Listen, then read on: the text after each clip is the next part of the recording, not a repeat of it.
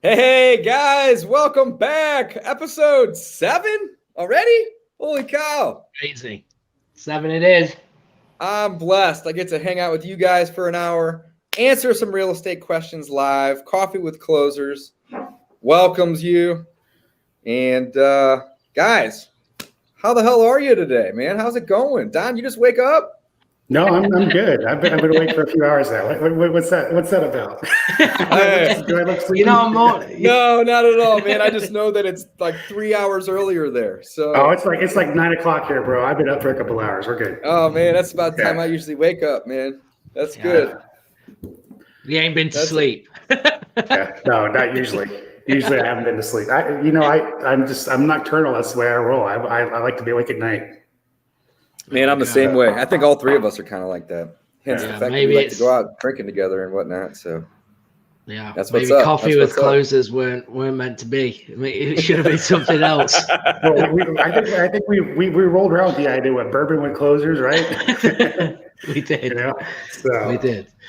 Awesome. How you all been? Dodge, you look like you're rocking a new background. Where you at? What's going on? Yeah, buddy, I'm in my backyard today, man. My system inside was just going bonkers, and just said, you know what? I'm just going to go out on the patio today. Take it easy this morning here.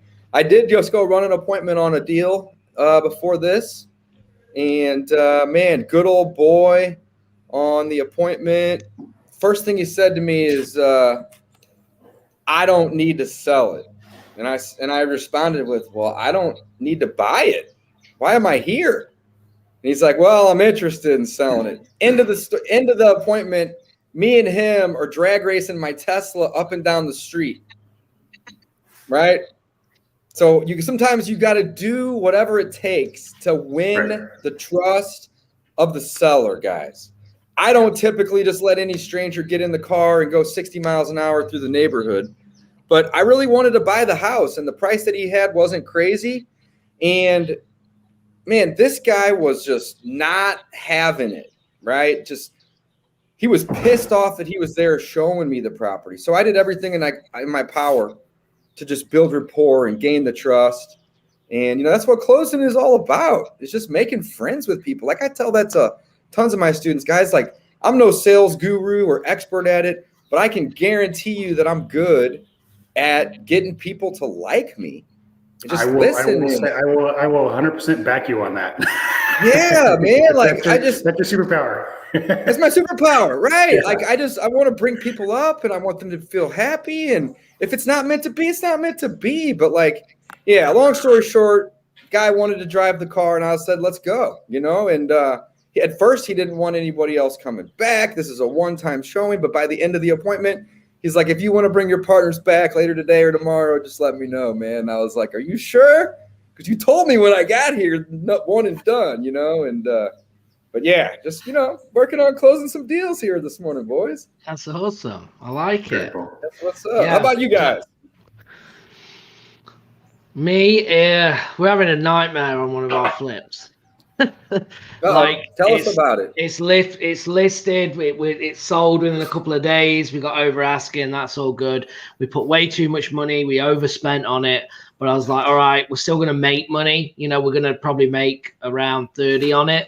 Okay, but we were due to make about 60. But it's making money, right? And then we do all that, and for some reason we forgot to put the gas on, right? So we're like, so when they come to the inspection, the buyer was under contract. We haven't put the gas on the whole time. So like, oh, shit, we better put the gas on. Like, put the gas on. Anyway, there's gas leaks, right?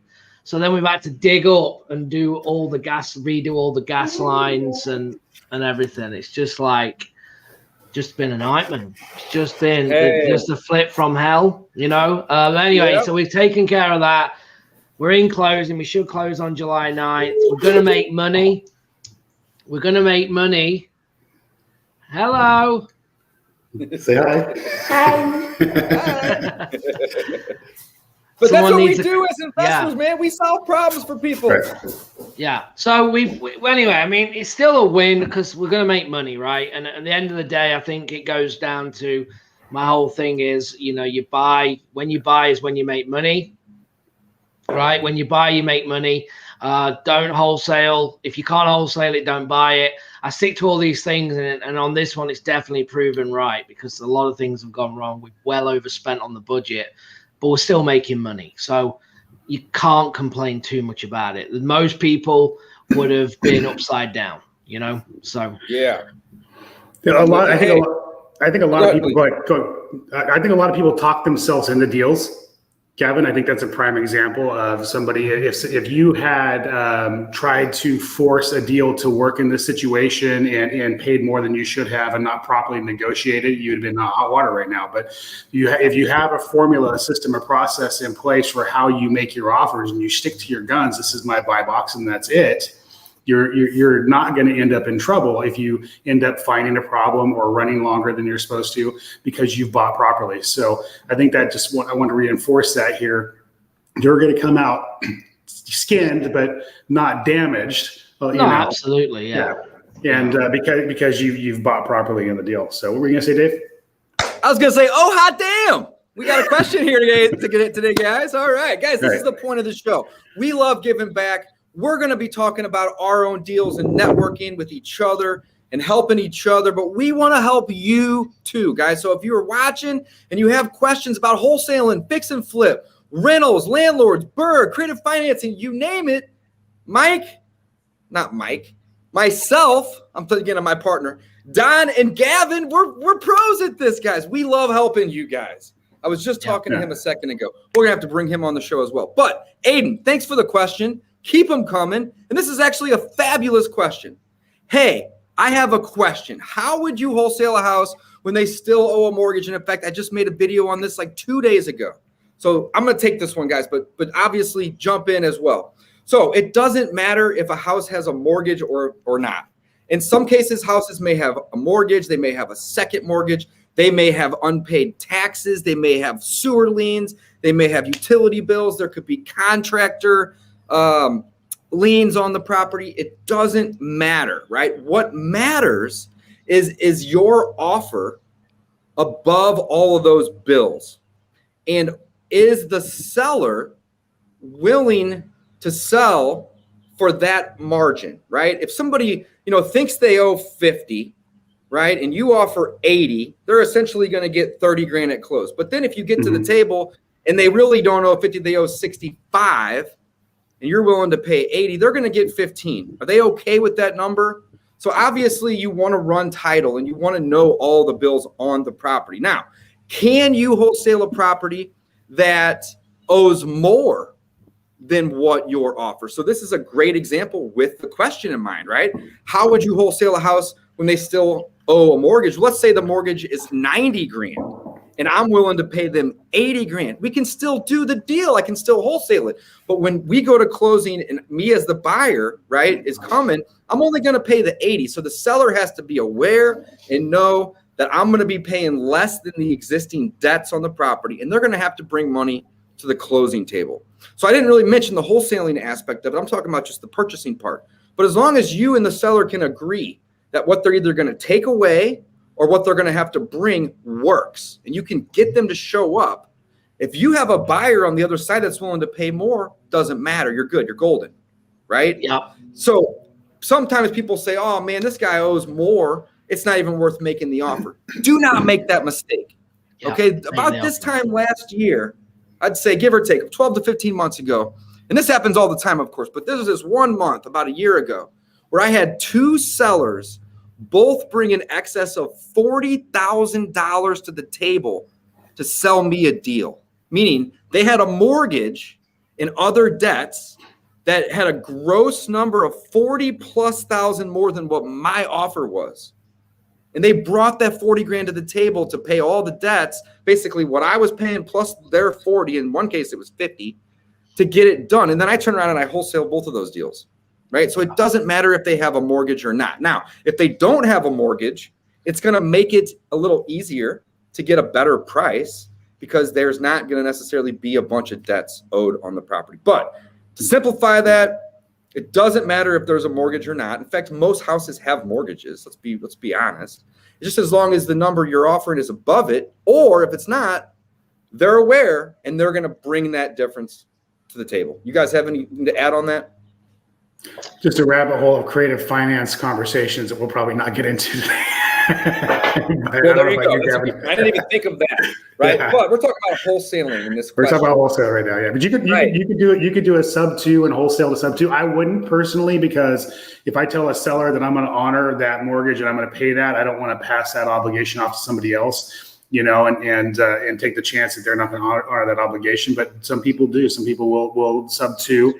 A deal that has a mortgage and purchase it sub 2 and then wholesale that deal off to somebody, and that's an option. But again, that's kind of a rabbit hole. So boom. Yeah, I want to add as well, real quick, is that this is actually, the mortgage is good. It's a good topic with the seller to actually know what they want out of the property, right? So what we do is say something like, hey, is there a mortgage that I need to pay off at closing? So instead of saying, what's your mortgage payment? Do you have a mortgage? We phrase it like, oh, is there a mortgage that I need to pay off at closing? And then they'll say, oh, yes, there is. And say, well, what is that? What have I got to pay off? And they'll say, oh, 80,000. Okay, great. And what do you want to walk away with? How much do you want to walk away with at closing? Right. 20. They want to walk away with 20,000. So straight away, I know they want an offer of, let's say, 100,000 cash, right?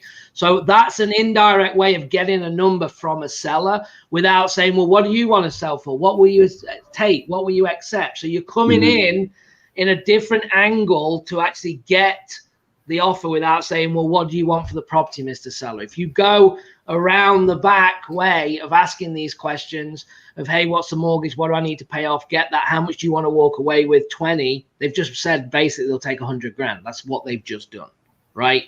Based on that scenario. So that's just another way that people can look at, trying to get these things under contract. Love it. Aiden's got another question for us. What if they cannot pay the extra amount? So this is related to the same topic here. And how would you still convince the cash buyer to buy even with the mortgage still owed? So first question, what if they can't pay the extra amount? So if they owe more than what your offer is, and they're not willing to pay the extra amount, the only way to get that deal done is to up your offer or get creative. And that's a whole different ballpark with the creative, right? I'm talking about wholesaling. And I don't even want to go creative and wholesaling, even though that's a possibility, but that's like next level, right? That's a little bit more advanced.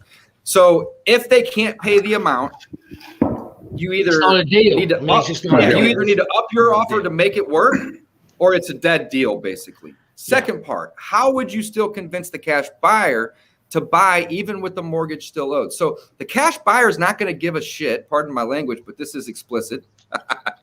They're not going to give a shit, right? They're not going to give a shit if there's a mortgage on the property or not, as long as what they're willing to pay you, again, we're wholesaling it, right? As long as what they're willing to pay you covers it. So if you got to come up and there's still a spread, then they won't be affected. But if you got to come up and then you got to get them to come up and they do, you're good. But if they don't, again, that's not the buyer for you. So there's a couple different scenarios in this situation. It's not the buyer for you, yes. And number two, like Gavin said, if it's not a deal, it's not a deal. And it's not our job to convince anybody of anything. We're not going to convince a seller to sell. And we're not going to convince the buyer to buy. We're going to solve a seller's problem, and we're going to provide value to the buyer. And that's the angle we come at. We solve problems and provide value as wholesalers. If that's what you're doing day in and day out, that's how you're going to make money. If you're trying to convince this person and that person, you're essentially trying to square peg round hole things all day long. You're going to have a very hard road ahead of you as a wholesaler. So find problems to solve and add value. Go ahead. Yeah, I was going to say you're a deal finder, not a deal creator. Right. Don't just because they're motivated. This is the thing. It's motivation is key, but they have to be motivated for it to work. They can't be, oh, I'm so motivated and I want this, but I want 300,000 over asking, right? Well, we can all be that motivated. So remember, you're a deal finder, not a deal creator. If it doesn't work, it doesn't work. You make your offer and you move on and you follow back up. Right. That's exactly right, guys. I love it. We got a couple more questions, guys. This is what this is all about. Keep asking the questions. We love helping people. We love talking real estate. Let's just be honest. So next, it looks like we got one from Maria. And she says, with today's hot market, what is the common ARV minus, and then she's got parentheses, percent, what the investor buyer wants, right? Minus repairs, minus wholesale. Love it. You know the MAO equation. Minus wholesale price, minus or dash buy price. what I have read is 70%, but in today's market is 80% doable. Absolutely. So 70% is rule of thumb. Here's why. The cost to sell a property is about 10%. And typically investors want to make 20%. If I'm going to go invest 100,000, I want to try to get 120 back. It's a lot of money to put out there, right? So I'm trying to make 20%. So if you go from 70% to 75%, you went from 30 down to 25. It's still going to be 10% to sell, period. So now I'm only going to make 15%. So when you shrink that percent, I like to call it my discount rate. You know, MAO equals ARV times discount rate, which is a sliding scale, minus repairs minus wholesale fee. Well, the discount rate in a war zone for me might be 30 or 50%, right? Like times that. So I'm really discounting it by 50 or 70%, right? But in today's hot market, to answer this question, it's going to be difficult for an investor to make that 20%. So you're going to have to up those numbers. Right now, I'm seeing deals fly. I mean, this market is crazy, up at 80 or even 85%. A lot of people are speculating. I think as well, it's kind of impossible to answer, right? In my opinion, and I'm going to tell you why. It depends on the location is number one, right? Demand, supply, competition. Well, also the price of homes. I mean, California, people are buying 85%, right? Because it might be worth 600,000. So your percentage and your profit is still built in nicely. So I think that the thing is, Maria, what I would do is find out what your buyers are paying in your market and then work the number from that. That's what I would do. Because again, in Alabama, we're buying at 65%. You know, St. Louis is probably 70, 75. And Don, people, if it's like Phoenix, they're at 85. So I'm at 80 right now. I made an offer yesterday at 70%, and there was like multiple offers above me. So I basically came up to like 77, 78, almost 80% at this point. It's pretty tough to get a deal right now. The supply is low. There's a lot of people out there looking for deals, not just investors like me, but there's also wholesalers out there looking for deals as well. And a lot of people are starting to get into the game too. So it depends, but the way I look at it is this, guys, and you guys have heard this before. The amount of offers you make is directly correlated to the amount of deals that you're going to get. So if you're making a ton of offers, you're doing great already. Keep doing that. If you're not making a ton of offers, start making more. If your offers are not getting accepted at 70%, well, then up them to 75 or 80%. You have to find that sliding scale, like I had mentioned, depending on your market. And as Gavin mentioned, 10 or 15% might be $100,000 in some markets, and investors are okay with that. But if you're dealing with a smaller, investment like 50 or 60 grand, 10% might not be worth your time. So it's gonna vary. But that is an excellent question, Maria. Thank you for asking, and hopefully we didn't muddy the waters too much with you. Key points to take away: make offers, probably make more offers. And if the offers aren't getting accepted, then you need to up the offer a little bit. Here's the beautiful thing about getting a property under contract. You have control. You've eliminated your competition. So if you have to negotiate down later because of the things that you find in your repair process or your inspection process, you have control to do so. They may not accept those negotiations, but you at least have the ability to negotiate. If you don't get any contracts accepted at all, you're never in that. You never have the luxury of even being able to negotiate down or renegotiate. So the way I like to look at it is, if you don't have anything under contract, you need to up your offers right away to start getting control. Once you have control, you can exit if you need to. That's what CYA clauses are for. And all three of us on this call have contracts, and we have contracts that we can give you actually as a free giveaway here with Coffee with Closers as well within our group. But you got to get properties under contract to gain control. If you don't have control, you have nothing. Imagine walking into Walmart and nothing being on the shelves. How's Walmart going to make $1? And by the way, Walmart doesn't buy the products that are on the shelves. The people that make them, they give it to Walmart. And then they sit on that shelf until they sell. And then Walmart collects the money and pays that person 90 days later. Well, wholesaling is kind of similar in a way, right? Because you had mentioned wholesale fee, right? With wholesaling, if you don't have any inventory, how are you going to make $1? How are you going to make a penny? You can't. You got to have control of a property via contracts to have control, right? To have inventory. Once you have inventory, then you can go figure out the rest. So if you're not getting into situations where you have control of properties, that's where you got to start. Yeah. And I just want to reinforce everything you guys said, Gavin, what Gavin said as well. I think where this question comes from is the strength of the market. She's coming from the position of, in today's market, right? And the strength of the market is irrelevant. Just to kind of back up, it's what the buyers are willing to pay in that market. The 70% rule is a rule. It's an easy rule for us to teach you the basics to get you going, but to really thrive in your market, learn your buyers, reach out to your buyers, know what their buying criteria is. Some of your buyers may buy just to keep their crews busy. That's something that happens, and they'll pay extra because they need a property in their pipeline. It may be a situation, once you learn your buyers, you'll learn that they'll buy aggressively when they have no inventory to keep their crews busy. And then when they're fat and happy, they're a little less aggressive and a lot more conservative. So you don't want to have one buyer, you want to have multiple buyers. So there's a lot of rabbit holes we can go down with this. My whole point of saying what I'm saying here is to just back these guys up, but learn your buyers, know your market, know what your buyers are willing to buy, and you're gonna go a long way. Yeah, love it. It's the easiest way for sure. Love it. Maria says, hope my question was clear. It was absolutely clear. Thank you for asking. Aiden says, thank you, Aiden. Thank you, brother. We appreciate you. Peyton says, with lumber prices falling, are you pricing your repairs differently? I can tell you this. I am not pricing my repairs differently with lumber falling. However, I am pricing my repairs differently due to the fact that that rehabs in general are costing more money.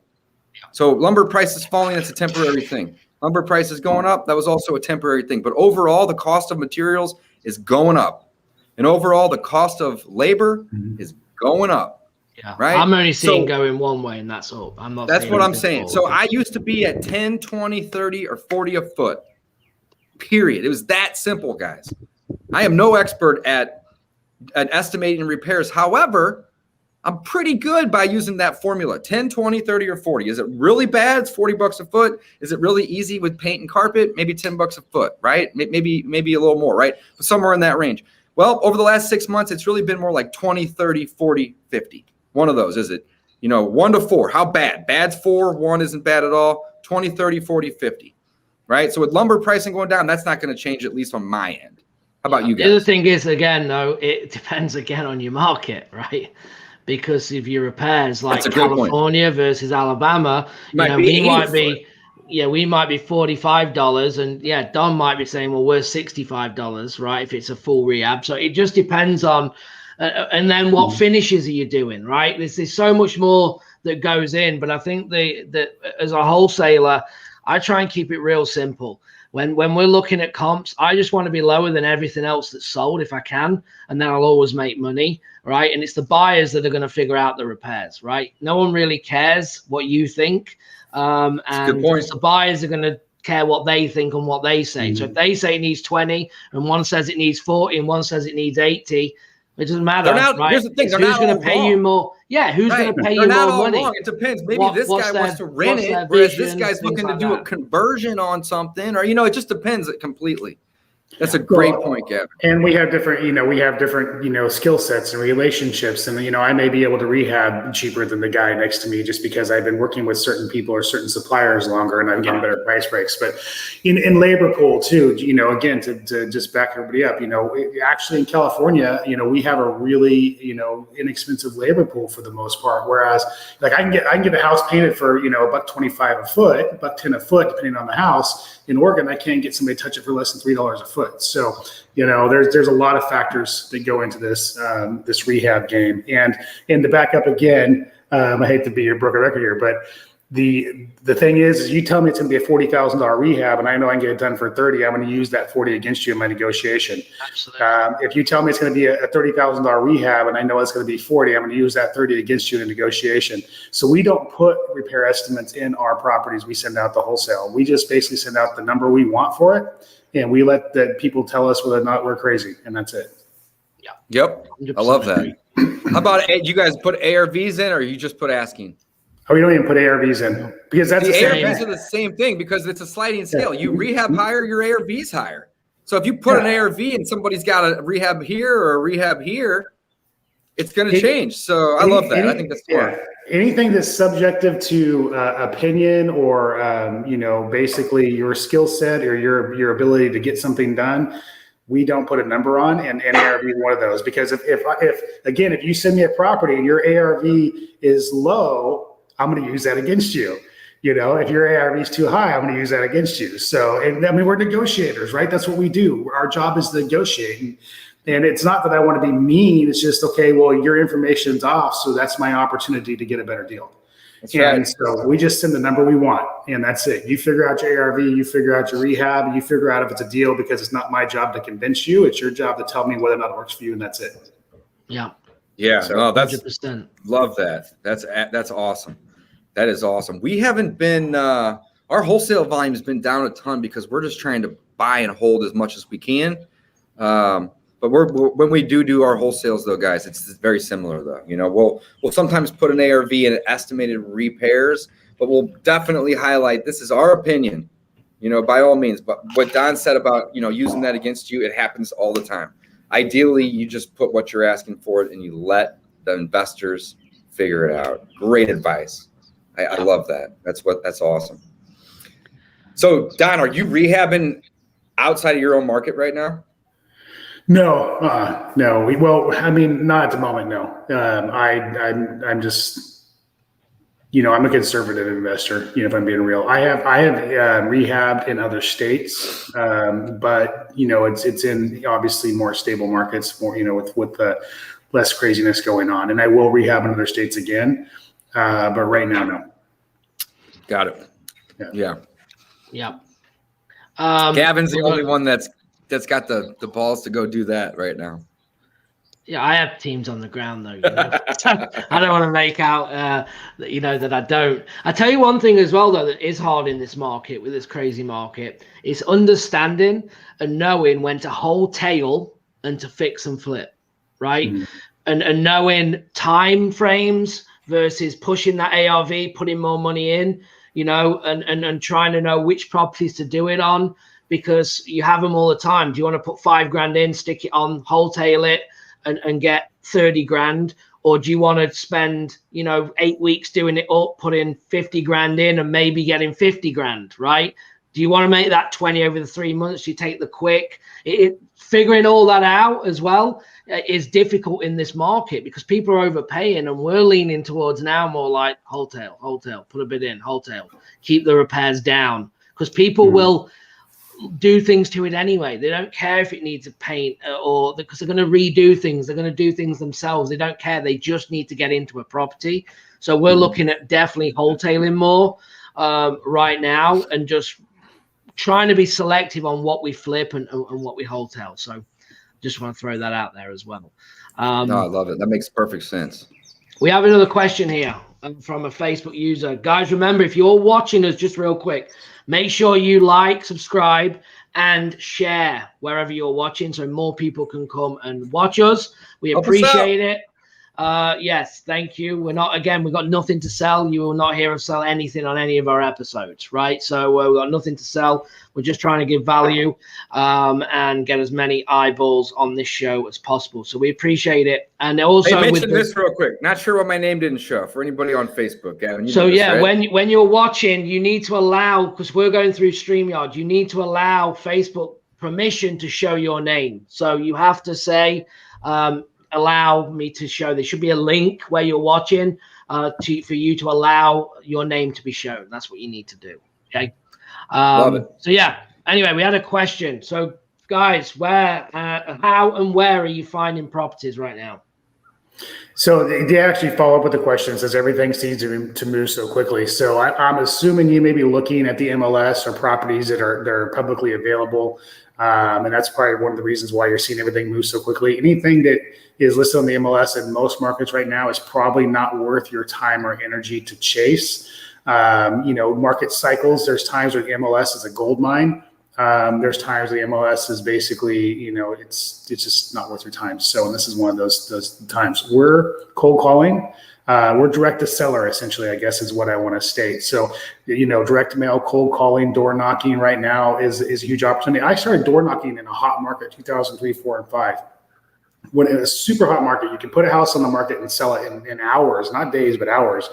And I still found great deals door knocking. So, because this is a relationship game, you're going to people who have a problem, who aren't sure how to solve it, and you create an opportunity to solve their problems. So, any way you get direct to seller, go around, go to them before the property's on the market. That's where you're going to find your deals. So, I don't know if you guys want to add to that. Yeah, that's great. Gavin, go ahead. Yeah, I mean, just to reiterate, really, what Don says. I think if we're talking about wholesaling, you got to go off market. I mean, it's just it has to happen. You can't even mess with the MLS, sell by owners. It's not worth your time. If you're doing creative deals, lease options, owner finances, stuff like that, where you're willing to pay more on terms, then there's a place for that. You sell by owners, you rent and reaching out. But if you truly want to find discounted properties, you have to go off market, in my opinion, because you're just wasting too much time. In terms of services, we use batch and we use PropStream. We actually have, Dave, if you can find it, you can pop this up. We actually have with batch right now, they're giving us to give to you 5,000 free downloads that you can actually use. If you go to batchleads.io/closers, you'll get 5,000 free property records that you can skip trace in there and actually start dialing and texting today. So that's what I would do if you're new. But I would use PropStream and batch. I'd pull off market lists, something that has equity in it. And you can use vacants, you can use absentee owners, liens, tax delinquent, code violation, water shutoffs, probates, anything that you can get your hands on where it's a motivated seller list. That's what I would be using, and start the process. Get on the phone, start making phone calls, sending text messages, having quality conversations, making offers, following up until they say yes. That is the cycle that I would do. That's right. We got free resources as well, guys. I dropped a comment down below. So you can go to that website. We have free resources like contracts, assignments, joint venture agreements. And then there's also free trial links to some of these marketing platforms that we use, like that Gavin had mentioned, right? So cold calling, cold texting, bandit signs, radio ads, lots and lots and lots of networking and calling on real estate agents that may have pocket listings. Not so much listed properties right now. Don nailed that. With the market being so hot, when it's listed, it's ultra public, right? So you just are going to have a lot of competition. Personally, I don't like competition, right? I want to avoid the competition. I want to be the only one that is trying to buy the property, ideally. So the best way to do that is avoid the publicity of the MLS. Go direct to the seller. Direct mail is coming back in a big way. So tons of direct mail. And we do our direct mail from lists that we pull and when we drive for dollars, right? Yeah. So it's not always just pulling lists and hitting those lists with calls or text. We're building our own lists. And sometimes when we're out driving for dollars, not sometimes, most of the time, we're out driving for dollars. If I see a dumpster in the driveway, I'm going to pull over and see if I can't talk to the guys. Is it a homeowner cleaning the property out? Is it a rehab crew? Sometimes rehab crews run out of money. New investors and whatnot, right? Or you can get the contractor's information too, because driving for contractors. So just want to throw that contractors, right? And if you got a really bad one, guys, it's really not even worth trying to delay. Go home and then export that list to the callers and then send them some mail. If you're in front of a property when you're driving for dollars and it looks like shit, pull over, get out of the car, go knock on the door like Don was saying, right? This is a people business. So if you send a postcard or a cold call or a cold text, all you're doing is delaying the inevitable on running the appointment. Why not run the appointment right now? So driving for dollars is huge. I think it's underutilized. And then of course with driving for dollars, there's lots of features that come with it too. Yeah, I think the more that you network, it just never stops, right? Why do we spend tens of thousands of dollars to be in masterminds? It's networking, right? We're not going there to learn something new that we've never done, right? It's networking, it's building relationships with people, because the more people in the industry of even realtors and property managers. I've got a client right now who's made $1 million, in the last 12 months from multiple multifamily deals and she bought all of them from a property manager lead. from saying, hey, this my person first wants to 3 sell. wholesale deals were from a property management company. Right. She's made $1 million by buying them. She held them for about a year. She's selling them all off. She's going to net about $1 million.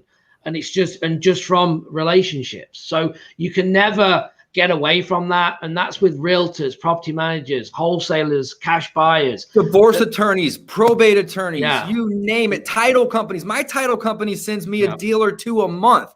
Why? Because they know I close, and they don't get paid if the deal doesn't close. So if a buyer doesn't show up and a seller's sitting there and the buyer doesn't show and an hour goes by and the buyer or the seller's still sitting there, who do you think they're going to call? Well, they're going to call the buyer first, and he's probably ducking because he's not coming. And then they call me.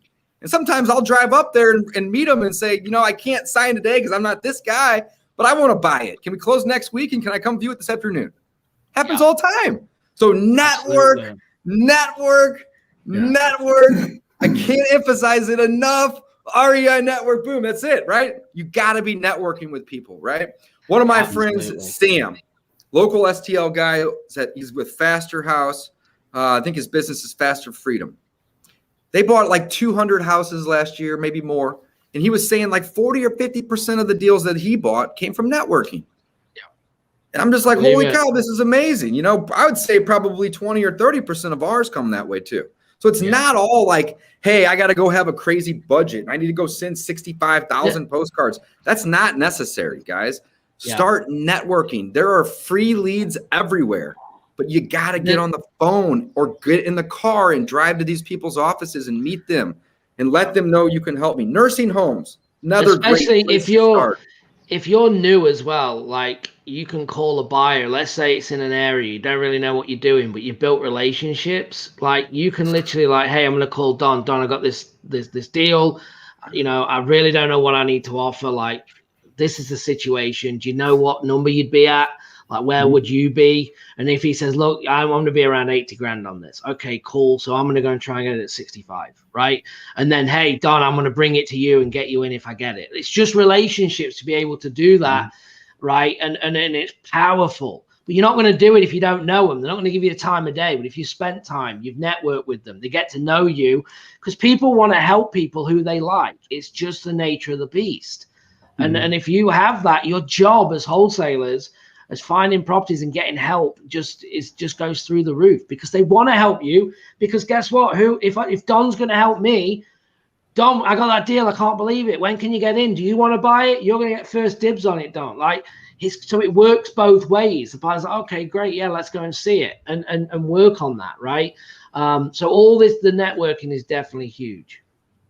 It is. And I mean, I built my business this time. I built my business twice. Obviously, I built it in 2003, lost everything, built it again in 2012. In 2003, I just want to state the hotness of the market's come up a few times. Don't let that discourage you if you're new and you're watching this the first time. I started at a market that was as hot or hotter than the market we're in right now, and I still made tremendous money. And the reason why I made money is because I was an idiot and I was able to make a ton of mistakes, and the market was so hot that it hit all my mistakes and allowed me to be successful. But so right now is a great opportunity to get started. I started in 2012.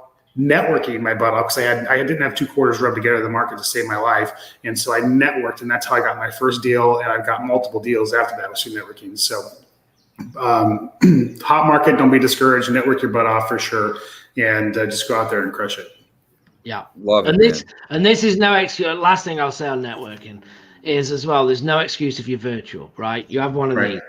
This is the communication tool, right? You've got Zoom, Skype people, Zoom them, call them, text them, DM them, get them on the phone. Hey, let's Zoom. Let's have coffee over Zoom. I don't know, whatever it takes, you got to do to get it done. So if you're not local, don't worry about it. And you should be networking local anyway, especially if you're in the Californias, if you're in New York, if you're where all the money is, because guess what? All them investors you're networking are buying in all different states because the return on investment's better. So what do? You go and network with people in that state saying, hey, I got cash buyers, let's JV. And you bring the buyers to the table and get paid. There's so many ways to skin this for you to make money. It's crazy. So, just another thing that you could be doing. Love it. Gavin Meeker says, what are you guys doing with SMS, and how is the Trace Ag treating you guys, right? So I haven't really dove into this quite yet. So I don't really have an answer to this, but things are changing. That's the bottom line. Things are going to be changing. If not today, in the next couple weeks or months, right? So I think that there's going to be other types of marketing that are going to take off again. You know, direct mail probably being one of those. This might even be Corey Meeker acting as Gavin Meeker, but I don't know. Corey's one of my buddies that does direct mail. So who knows, right? It's going to be changing. Now, I don't think it's going to go away, cold calling or cold texting. I think instead what's going to happen is it's going to limit the ability for some of these guys that are doing way more than they should be down into, you know, a reasonable amount. I don't think it's going to go away completely. Now, I could be wrong. Don't quote me on this. But I think that, you know, it's going to basically bring it back into the zone where, you know, it's not just crazy overwhelming where everyone can jump on and go send crazy amounts of texts or calls and, you know, so on and so forth. What are your guys' opinion on that? I think for me is a lot of the sites that you'll be using, whether it be Batch or your CRMs, they're trying to stay as compliant as they can be, right? So they're trying to help you when they say, hey, we're going to put, you know, language at the bottom to opt out, stop, you know, text stop to this message, like all this stuff. It's not that they want to be doing it. It's that they want to be compliant, right? You can only send one text at a time, where you literally click the button and it sends one at a time. Like all these things of being compliant, they're trying to work on. My opinion is that you've just got to keep an eye out on what's going on. I just did a video that if you are Texas, you want to double down right now and hit it as hard as you can before it goes, right? Because it will change. They're talking about you need to register phone numbers. Make sure that you're taking off the DNC complainers, the known litigators, making sure you remove them are important. And just wait and just ride the wave. I'm always big on every market. I just invest today and I just wait. And then as soon as it stops and you can't do it anymore, it's just like ringless voicemail. I used to do it. I don't now. I feel it's one of the highest ways of getting, you know, in trouble with the ringless voicemail, but still people do it. Right. So, yeah. And there's a difference between doing that cold too versus doing it in a follow-up. And I'm not going to get into the weeds here about this. It's a little gray all around, right? But at the end of the day, guys, this is the takeaway. Things change. So embrace it. Don't fight it. Follow the rules. Nobody on this live right here is going to, you know, want anybody to get in trouble or break any laws or do any of that stuff, right? So go research it on your own. Follow the rules as best as you can, but know that they're going to be changing and it's going to be always changing. So this one thing isn't like, you know, the end. This is the beginning. It's always going to be evolving. So just do your research and figure out what works for you. And you may have to take some risks and calculate those. So figure out what those might be. But that's a really, really great question. You know, I want to piggyback what you said, Dave. Marketing as a whole is always changing. And always changing. You know, whether you're doing direct mail, whether you're doing cold calling, whatever it is you're doing, it's always evolving. It's important to know your KPIs, your key performance indicators. You know, some of you on here that may be a little bit, you know, ahead of the game, but it's just important when you go into marketing, master that channel, but don't like live in what you're doing today forever. Understand that they're like direct mail has cycles. Every other year or so, it's great, and then every other year it's bad. And part of it is people will jump into it and jump out of it. And so as people jump out, it becomes more effective. As people jump back in, it becomes less effective. And so you got to know that. You got to know your numbers are changing. You got to know. I mean, so I just want to kind of hammer, you know, that this is a real business. As you build this, if you don't want it to be a hobby, you got to look at it as a real business. You got to understand that you got to know your numbers. You got to watch trends. You got to know what times of year are best for certain marketing channels.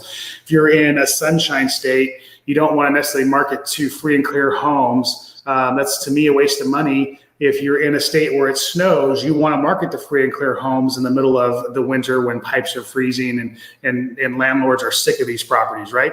So you start to learn marketing and trends and cycles, and it becomes a very exciting thing to do in your business and build your business with. You know, but just don't do the one and done thing, I guess is the point I want to make. Everything changes, everything cycles. Yeah, be available to pivot. And you know, you should be changing anyway. Like change usually equals growth. So that's awesome. Damon Remy, St. Louis local. My man. Good buddy of mine. How do you get so much manliness on one call? Speaking of Damon, somebody asked a second ago, what CRM are you guys using? Damon's got a CRM. It's called REI Black Book.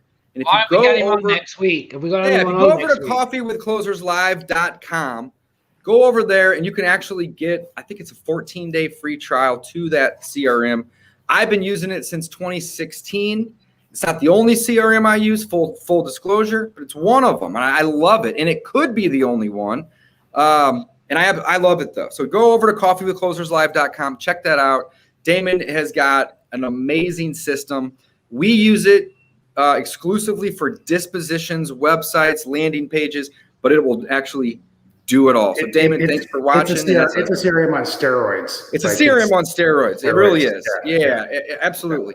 But I really like that CRM a lot, Damon, he's all right, but no, I like should we get Damon or Kevin? Who are we going for? Yeah, Kevin's my man. That's right. He's the guy. All right, cool. Well, moving on, guys. When you wholesale, are you selling for cash and or hard money only, or do you also look for buyers who need to borrow with conventional loans? I don't do a ton of wholesaling. I'm sorry, wholetailing. That was a stupid thing to say, wholetailing. But I do a couple here and there. I would say Gavin and Don would be best to answer this question. Depends on the condition of the property. Yep. And is really what it comes down to. Some lenders will not lend on properties that have certain repairs that need to be done or certain deficiencies, even in conventional loan situations. Conventional loans are more forgiving than like an FHA. I can tell you, unless a hotel is clean and move-in ready to a certain degree, I would say pretty much rent ready would be kind of the standard. You're not going to get an FHA loan on that property without making probably some additional repairs to it. Conventional, probably. Hard money for sure. So it just depends on the condition of the property. I don't know if you want to add to that, Gavin, but that's kind of, if it's all studs, like I've wholetailed a property that was basically gutted, that's going to be a cash buyer or hard money buyer. So yeah. I've done burnouts before too. I mean, you can wholesale any property. It just depends, how much time do you have and what are you looking to do you have the money and the resources to close on it and then turn around and sell it? Yeah. And or hold it for, maybe you buy it first and then, so there's a couple different scenarios. I like to use the mindset of what's best for my business today. Now, here's the thing. Best doesn't always mean most money. Gavin was saying this earlier. You could wholesale it and maybe make 20 or 30, but then you could go spend 8 or 10 or 12 weeks rehabbing it and make 50. Well, what's best for my business right now? Do I need that 20 or 30 grand like next week to fund something else? Then that's best. If I don't need any money right now and I want the most and I'm willing to wait, that's best. So you got to kind of look at this like, what's best for your business right now? The highest amount money doesn't always mean best, guys. Everyone always thinks that in the beginning, but there's time and there's energy and there's headaches involved typically when you go get more money, right? So is that best? It just depends. And let's just define here. Let's define here. I think Kevin, I'm going to cut you off, but wholesale is taking the contract and selling the contract as flipping paper. Wholetailing is actually buying the property, doing either nothing to it, which is my preferred method of wholetailing, or a very limited amount, like cleaning it out or maybe painting it and then putting it on the market and reselling it. And then retail flip is obviously you've gone in and you've done some pretty decent amount, extensive amount, if necessary, work to the property to bring it up to a retail condition. And so wholetailing is just basically it's right in the middle. I bought the property, but I'm not going to put a lot of effort into the property and put it on the market right away. And that's essentially what the question is here. And again, you can wholesale anything. You can wholesale studs and sticks. You can wholesale so in St. Louis, Missouri, we can list it on the MLS owner by contract. That's a whole different conversation. Yeah. So let me say this though. We don't actually have to buy it to list it retail and sell it that way. So it depends on your market though too. Typically wholesale is a combination of two words, guys. Wholesale and retail. Very simple. Yeah. You buy it wholesale, or another way to look at that is you find the deal by direct seller marketing methods, typically off market. And then you list it and sell it on the market. So typically you're going to have to buy it to do that, but not always. Sometimes you can actually wholesale without even buying it, right? And some may say that's a wholesale, Dave. Well, that's fine. But if you're going to be listing it on the MLS and you're looking for that retail buyer, I define that as a wholesale too. Yeah, that's a wholesale listed on MLS, but I think you got to take control. Yeah, that's all right. I think taking it down. Hey, everybody's entitled to their opinion, right? Yeah. Taking it down is a wholesale in mind, like buying it. I agree, right? But I look at it like it's wholesale purchase, retail type of sale, but doesn't matter. Yeah. Love it though. Great question. Facebook. Well, anyway, I want to answer it. Oh, go. Wait. Go, Gavin. Okay, so this is. I'm going to simplify it. Right, is what Don said. You got it. Depends on the condition. If it needs a lot of work, it's obviously going to be a cash transaction. If it's in a decent condition of rent ready or better, right, we put on there and list it. We will take cash and conventional. So we will take either buyer and we'll look at the offers accordingly. So if I have a conventional that maybe, $7,000 over and they want to do an inspection and they're going to close in 30 days, or I have a cash offer for 7,000 less and they'll close with no inspection in 7 days. And now I have to weigh it up again. Do I want the extra 7 and wait for financing? Or do I want to go, let's just take the cash? So we put both on there. And FHA as well normally has a season into it. To even get an FHA loan, you have to own the property normally with over 90 days. So we don't normally use that period. So it's normally VA is what I meant to say. VA you don't, but VAs are required the same kind of repairs that FHA will. So I misspoke on that one. I'm glad you caught that one, Gavin. 90-day rule on FHA. Yeah. So that's what I would do is list it cash or conventional. And that's what we normally do. So there we are. Yes. Let me throw a little nugget in here. So we built a relationship. When we talk about networking and relationships in this business, we built a relationship with a lender in our market, and they are our preferred lender. And whenever we have, whether it's a wholesale or a retail sale, if we have any kind of lending whatsoever, on the offer, we actually require our buyer to go and qualify with our preferred lender. They don't have to use them, but what that does is if we have 4 offers, our preferred lender is going to say, this one's $5,000 less, but they're your strongest borrower. This one's $5,000 more, but there's a big question as to whether or not they're actually going to be able to get that loan through at the end of the day, not them, but their lender.